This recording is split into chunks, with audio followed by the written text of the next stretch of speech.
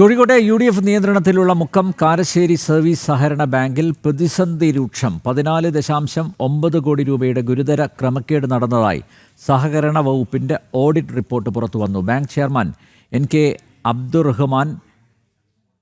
അബ്ദുറഹ്മാനെ KPCC നേതൃത്വം പുറത്താക്കി. CPM-വുമായി ചേർന്ന് ബാങ്കിന്റെ ഭരണം അട്ടിമറിക്കാൻ ഗൂഢാലോചന നടത്തിയെന്ന് ആരോപിച്ചാണ് നടപടി. നിലവിലെ ഭരണ പ്രതിസന്ധിയിൽ നിക്ഷേപകരും ജീവനക്കാരും കടുത്ത ആശങ്കയിലാണ്. ചേവായൂർ സഹകരണ ബാങ്കിന് പിന്നാലെ കാരശ്ശേരി സർവീസ് സഹകരണ ബാങ്കിന്റെ ഭരണം കൂടി UDF-ന് നഷ്ടമായി കഴിഞ്ഞു. KPCC അംഗവും ബാങ്ക് മുൻ ചെയർമാൻ കൂടിയായ NK അബ്ദുറഹ്മാന്റെ ഇടപെടലാണ് ഇതിന് പിന്നിൽ.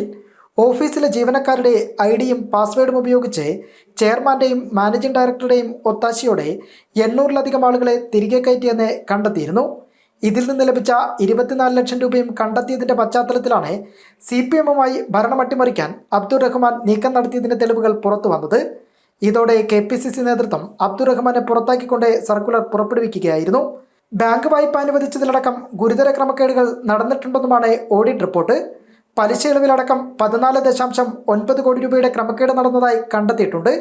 സഹകരണ ബാങ്ക് ചട്ടങ്ങൾക്ക് വിരുദ്ധമായി സ്വകാര്യ പണമിടപാടുകാർക്ക് വായ്പ നൽകിയതിന്റെ രേഖകളും ബാങ്കിൽ നിന്ന് കണ്ടെത്തിയിട്ടുണ്ട്. അതേസമയം നിലവിലെ ബാങ്ക് പ്രതിസന്ധിയിൽ നിക്ഷേപകരും ജീവനക്കാരും ഒരുപോലെ ആശങ്കയിലാണ്. ഇവരും ഹൈക്കോടതിയെ സമീപിക്കാൻ ഒരുങ്ങുകയാണ്. കെ. ബി. ശ്യാമപ്രസാദ്, ജനം, കോഴിക്കോട്.